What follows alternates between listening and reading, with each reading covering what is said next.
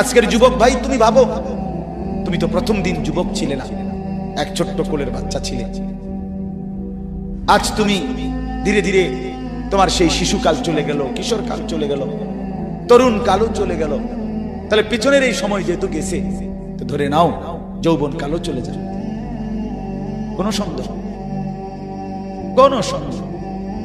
বন্ধু আমার, নষ্ট হইও না, নষ্ট হইও না। জীবন বড় দামি, সময় বড় দামি, হায়াত বড়ই দামি। এত সুন্দর যৌবন নষ্ট করে দিও না।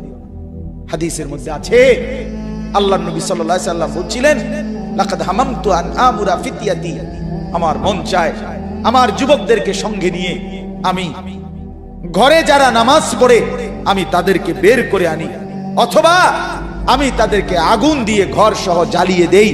নবীজির হাদিস এটা। নবীজি বলছে, আমার ইচ্ছে জাগে আমার যুবক সঙ্গীদেরকে নিয়ে আমি মুসলমানের ঘরে ঘরে গিয়ে বেনামাজি ঘরে নামাজ পড়ে তাদেরকে টেনে হিচড়ে বের করে আনি। কথা ছিল এই, কথা ছিল যুবক সমাজ গড়বে, কথা ছিল যুবক মানুষকে আল্লাহর দিকে ডাকবে, কথা ছিল যৌবনকাল আল্লাহর জন্য ওয়াকফ করবে।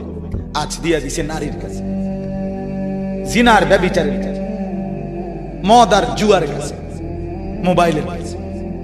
আস্তাগফিরুল্লাহ, আস্তাগফিরুল্লাহ, আস্তাগফিরুল্লাহ।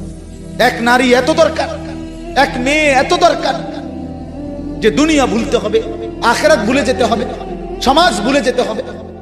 এক নারীর মধ্যে এতটা কি হয়ে গেল যে এটার পিছনে সারাক্ষণ সময় দিতে হবে। এটা কি এমন আশ্চর্য বস্তু?